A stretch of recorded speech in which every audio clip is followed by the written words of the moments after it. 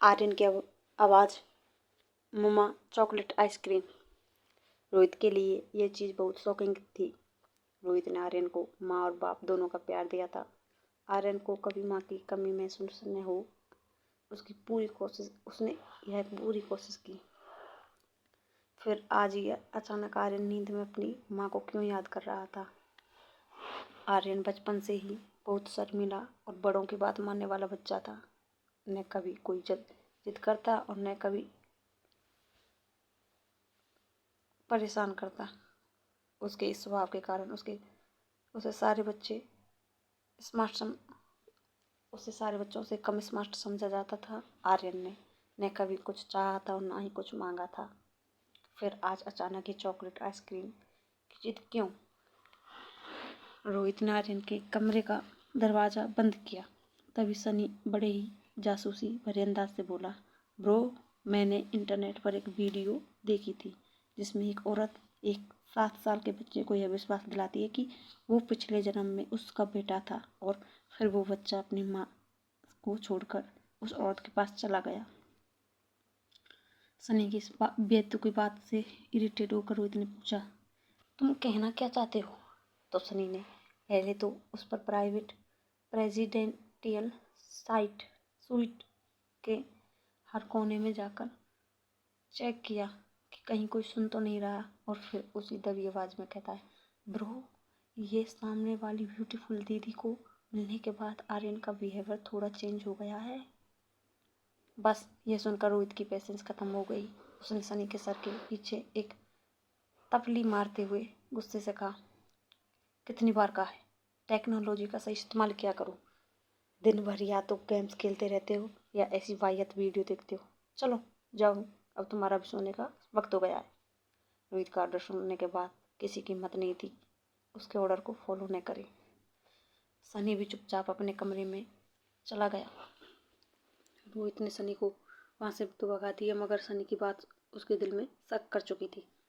Rohit balcony में खड़ा हो गया और ऊपर टिमटिमाते हुए तारों को देखकर सोचने लगा, क्या सचमुच वो लड़की आर्यन के इमोशन के साथ खेलकर मुझ तक पहुंचना चाहती थी, या वो सिर्फ एक कोइंसिडेंस था। सुबह का वक्त था। रिया बालकनी में बैठकर टैबलेट पर गेम खेल रही थी और अनिका अपने फ़ोन में कुछ चेक कर रही थी और सोच रही थी कि आखिर उसके खोए हुए बेटे को कैसे ढूंढे, किससे मदद मांगे। एक बार उसने बेंगलुरु से कॉल करके मनाली पुलिस को कंप्लेंट की थी, मगर छानबीन में पाया गया कि ना तो हॉस्पिटल में उसके जुड़वा बच्चे पैदा हुए और ना कोई रिकॉर्ड था और न कोई गवाह था जिससे यह साबित होता कि अनिका ने जुड़वा बच्चों को जन्म नहीं दिया था, और जो जन्मा ही नहीं वो गायब कैसे हो सकता था। वो ये सब सोच ही रही थी कि तभी अनिका को याद आया कि उसकी स्कूल का एक दोस्त पंकज इन दिनों मनाली पुलिस में सब इंस्पेक्टर है। उसने झट से अपना मोबाइल उठाया और अपने पुराने दोस्त के जरिए उस पंकज का नंबर ढूंढने में लग गई। तभी अनिका के फ़ोन स्क्रीन पर एक नंबर फ्लैश होता है। उसकी फ्रेंड ने पंकज का नंबर शेयर किया था। बिना देर किए अनिका ने पंकज को फ़ोन लगा दिया। वो रिया से थोड़ा दूर बालकनी की रेलिंग के पास चली गई। वो नहीं चाहती थी कि रिया उसकी ये बातें सुने। दूसरी तरफ पंकज ने फ़ोन उठाया। अनिका ने पंकज को अपनी कहानी बताई कि कैसे एक आदमी ने डिलीवरी के तुरंत बाद हॉस्पिटल से उसका बच्चा चुराया था, और फिर आखिर में अनिका बोली, पंकज प्लीज़ मेरी मदद करो, कोई तो रास्ता होगा जिससे मेरे बेटे तक पहुंच सकूं मैं। पंकज पहले से इस केस से वाकिफ था, इसलिए अनिका की पूरी बात सुनने के बाद पंकज ने कहा, चलो अगर मैं मान भी लूँ कि तुम जो कह रही हो वो सच है, फिर भी ऑफिशियली तुम्हारे लिए कुछ नहीं कर सकता, क्योंकि कहीं भी ऐसा कोई सबूत नहीं है जो ये बात बता सके कि तुम्हारे जुड़वा बच्चा हुए थे। I am really sorry. Anika का दिल बैठ सा गया। उसके बेटे तक पहुंचने की उसकी उम्मीदें कम होती नजर आ रही थी। पंकज भी मानो अनिका की चुप्पी से उसकी उदासी भांप गया हो, वैसे उसने मायूस अनिका को उम्मीद की एक किरण दिखाते हुए कहा, देखो अनिका, मैं एक बात कह सकता हूँ ऑफ द रिकॉर्ड, मनाली में जितने भी गलत काम होते हैं, चाहे वो किडनैपिंग हो या कोई और, सारे केसेस में कहीं ना कहीं तुम्हारे ससुराल वाले यानी कि डोगरा खानदान का हाथ होता है। देखो, अगर वहीं से कुछ पता चले तो पंकज ने फ़ोन रखने के बाद यानी का सोच में डूब गई और वो अपने अंगूठे को दांतों के बीच दबाकर बालकनी में तेज कदमों से घूमने लगी। वो सोच रही थी कि क्या पंकज ने जो कहा वो सच था, और अगर वैसा भी है तो डोगरा खानदान से उसके बेटे की इन्फॉर्मेशन आखिर कैसे निकाली जाए। तभी उसे एक आइडिया आया और उसके आइडिया का नाम था कुणाल। क्यों न कुणाल के जरिए कोई इन्फॉर्मेशन निकाली जाए। अनिका कुछ सोच के कुणाल को मिलने का तय करती है। अनिका फट से बेडरूम में जाकर चेंज करती है। रिया अभी भी गेम में इतनी इन्वॉल्व थी कि उसे पता ही नहीं था कि आसपास क्या चल रहा है। अनिका जीन्स और कुर्ती पहनकर बाहर आई। उसने तेजी से अपना पर्स मोबाइल उठाते हुए रिया से कहा, देखो बेटा, मम्मा 2-3 घंटे में वापस आ जाएगी। तुम्हें कुछ भी चाहिए तो होटल के रूम सर्विस से मंगवा लेना। रिया छोटी थी लेकिन अपनी उम्र के बच्चों से काफ़ी ज़्यादा स्मार्ट थी। उसको अक्सर अकेले रहने की आदत थी। अनिका ने मेन डोर खोला और बाहर जाकर अनिका ने रिया से आवाज़ लगाकर कहा, कुछ भी हो जाए रूम से बाहर मत निकलना अनिका। यह कहते हुए निकल जाती है। हमारे रूम के सामने एक बड़ा पागल और एक छोटा पागल रहता है। रिया ने बालकनी से ही आवाज़ दी, नहीं जाऊंगी, लव यू मम्मा।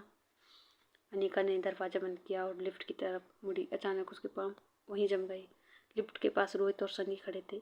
इतना ही नहीं, उन्होंने सब कुछ सुन भी लिया था।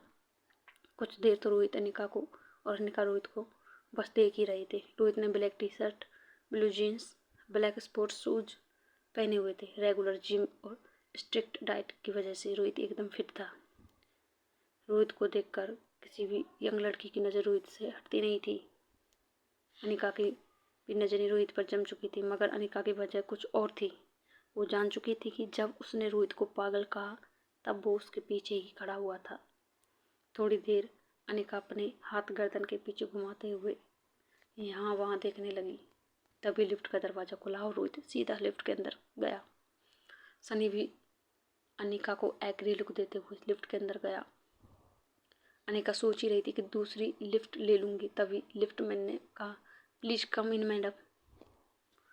ना चाहते हुए भी अनिका को वही लिफ्ट में जाना पड़ा।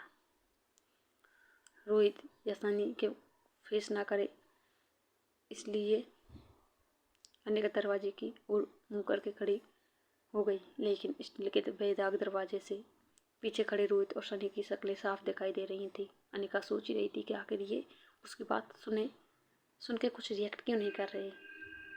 वहीं दूसरी तरफ रोहित इस लड़की को समझने की कोशिश कर रहा था। अनिका के हाव भाव से रोहित को ये पता लगाने की कोशिश कर रहा था कि आखिर ये लड़की उसके नज़दीक आना चाहती थी या उससे दूर जाने की कोशिश कर रही थी। मगर पास खड़ा सनी अनिका की बातों से बहुत ज़्यादा हर्ट हुआ, इसलिए उसने कुछ पल ही चुप्पी के बाद आखिर में अनिका से पूछ ही लिया, आपने छोटा पागल किसको बोला? अनिका थोड़ी देर शांत रही, फिर कुछ सोचकर अचानक उसने लिफ्ट में मैन से पूछा, इस होटल में रहने वाले मेहमानों की प्राइवेसी का बिल्कुल ख्याल नहीं रखा जाता क्या? यह सुनते ही अब तक कंट्रोल कर रहा सनी भड़क कर बोला, हमारे होटल मनाली की सबसे सेफ और सिक्योर होटल है। अनिका भी अब झगड़ने के मूड में आ चुकी थी। वो फिर लिफ्ट मैन से बोली, इतनी सिक्योरिटी के बावजूद कल मेरी चॉकलेट और आइसक्रीम चोरी हो गई थी। एक्चुअली कुछ डाकू आए और आइसक्रीम लूट कर चले गए। सनी अपनी वीडियो गेम पोज कर अपने मोबाइल को अपनी जेब में रखते हुए फुल झगड़े के मूड में मैदान में उतरा। एक्सक्यूज मी, आप हमें डाकू कह रही हैं? अब अनिका टर्न होकर सीधे सनी की तरफ मुड़ी और उसे कहने लगी, हाँ, क्योंकि कल तुम्हारी वजह से पहली बार मैंने मेरी बेटी को दिया हुआ प्रॉमिस पूरा नहीं किया। अनिका ने जब यह कहा तो रोहित ने तुरंत इंटरफियर करते हुए पूछा, क्या मतलब? आप वो चॉकलेट आइसक्रीम अपनी बच्ची के लिए लाई थी? अनिका सोच रोहित की यह बात सुनकर कुछ हैरान हो गई और बिना बोले ही उसने सिर्फ हाँ में सिर हिला दिया। रोहित को अब धीरे धीरे एहसास हो रहा था कि वो जो कुछ भी अनिका के बारे में सोच रहा था वो सब शायद गलत हो सकता है। उसको समझ में आने लगा कि अनिका आइसक्रीम अपनी बच्ची के लिए ही लाई थी, आर्यन के लिए नहीं। इसी के कारण रोहित का गुस्सा धीरे धीरे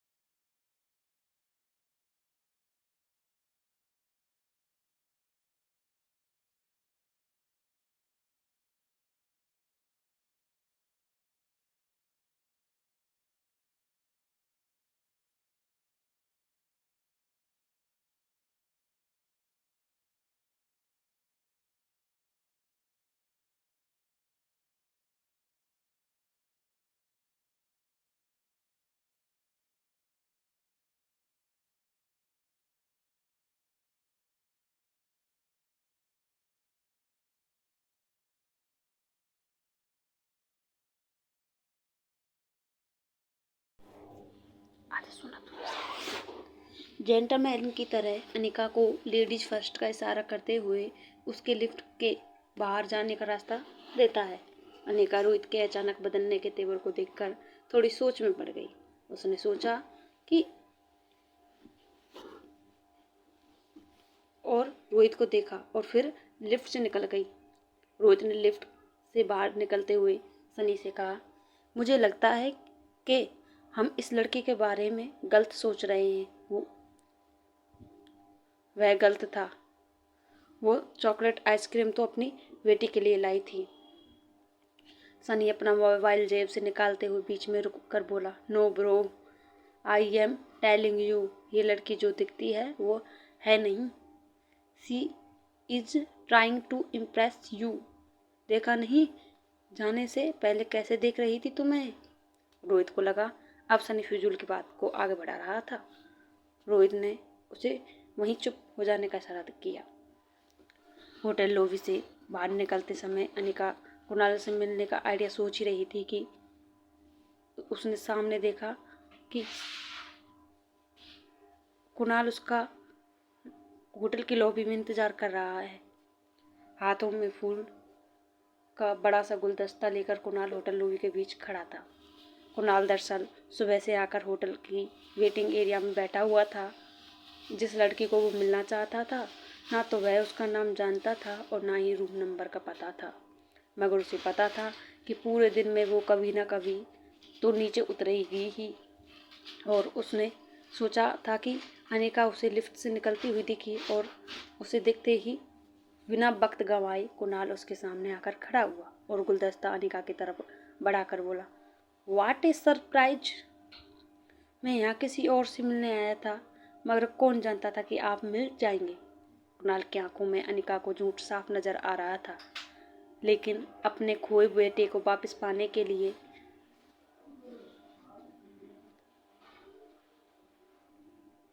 वह कुणाल ही उसकी आखिरी कड़ी था।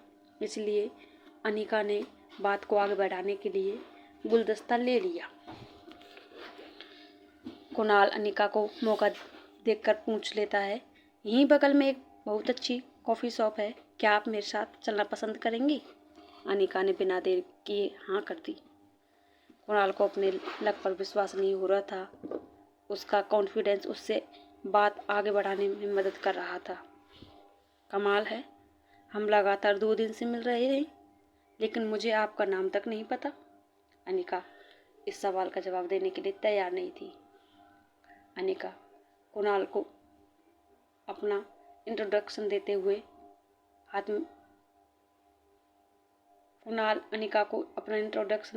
हाथ मिलाने के लिए एक हाथ आगे बढ़ाता है और कहता है, hi my name is Kunal Dogra and yours. Anika tension में कुछ सोचने लगी, फिर हाथ मिलाकर उसने कहा, रागिनी। दोनों हाथ मिलाते हैं और फिर कुणाल झुककर अनिका को आगे चलने का इशारा करता है। अनिका के आगे जाते ही वो खुशी के मारे हवा में उछलता है और जेब से 500 की नोट निकालकर दरबान को दे देता है। अनिका और कुणाल होटल से कुणाल की कार में बैठकर निकल गए। यह सारा सीन रोहित और सनी देख रहे थे। रोहित ने जो देखा उसे उस पर विश्वास नहीं हो रहा था। होटल चेक इन रजिस्टर में रोहित ने अनिका का नाम पढ़ लिया था। फिर उसने कुणाल को अपना नाम रागनी क्यों बताया। वो समझ नहीं पा रहा था कि इस लड़की का असली रूप है क्या।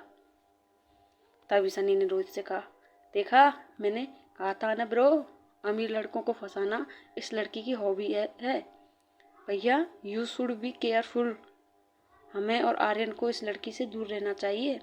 रोहित चुप था, मगर वो सोच रहा था, मैंने आज तक बिजनेस में इतने लोगों से डील की है, इंसान पहचानने में कभी गलती नहीं की, फिर इस लड़की के मामले में ऐसा क्यों हो रहा है? कौन है ये लड़की? क्या है इसका असली रूप? क्या है इसका सच? कुणाल और अनिका कॉफ़ी शॉप पहुंचे और कोने के किसी खाली टेबल पर जाकर बैठे। सारे रास्ते अनिका ने सिर्फ कुणाल की बातें सुनी थी, लेकिन वो मन ही मन सोच रही थी कि कुणाल से अपने बच्चे के बारे में कैसे पूछे। तभी कुणाल चेयर पर बैठते हुए एक सवाल पूछता है, वो आपकी छोटी बहन में और आप में काफ़ी एज डिफरेंस है, मेरा मतलब वो 6 साल की होगी और आप 21 साल या 22। बस अनिका इसी मौके की तलाश में थी। अनिका ने तुरंत जवाब दिया, काफ़ी जानकारी है आपको मेरी, वैसे कुछ जानकारी मैंने भी आपकी इकट्ठा की है। यह सुनकर कुणाल को लगा कि रागिनी को भी कुणाल में इंटरेस्ट है। कुणाल स्टाइल से पूछता है, अच्छा जैसे कि? अनिका ने बात को आगे बढ़ाते हुए कहा, जैसे कि आप मैरिड हो। यह सुनते ही कुणाल के सारे अरमानों पर जैसे पानी फिर गया हो, वैसे उसके चेहरे का रंग फीका पड़ गया। अनिका कंटिन्यू करती है, इनफैक्ट आपकी शादी के वक्त आपकी वाइफ 4 मंथ्स प्रेग्नेंट थी, है ना? कुणाल हैरान होकर पूछता है, रागिनी तुम यह सब कैसे जानती हो? अनिका कुणाल के हाथ पर हाथ घुमाकर कहती है, आप ही ने तो कहा था कुणाल डोगरा का नाम मनाली में किसी को भी पूछ लेना तो वह आपके घर तक छोड़ देगा। कुणाल अपने सनग्लासेस उतार कर अपना हाथ सिर के पीछे वाले हिस्से पर मार के अपने नसीब को कोसते हुए कहता है, देखो रागिनी, उस लड़की के साथ तो मैंने 2 मिनट भी नहीं गुजारे। शादी के फेरे पूरे होते ही मैं दिल्ली चला गया था और जब वापस आया तब तक उसकी डिलीवरी का वक्त हो चुका था। उसने एक बच्ची को जन्म दिया और मौसी के साथ बेंगलुरु चली गई। बस। अनिका कुणाल की बात दोहराते हुए कहती है, बस इतना ही? कुणाल सिर्फ हाँ में सिर हिलाता है। तो अनिका से रहा नहीं गया और उसने आखिर पूछ ही लिया, और उसका बेटा कहाँ है? यह सुनकर कुणाल एकदम से सुन्न हो गया। उसकी आवाज़ जैसे उसके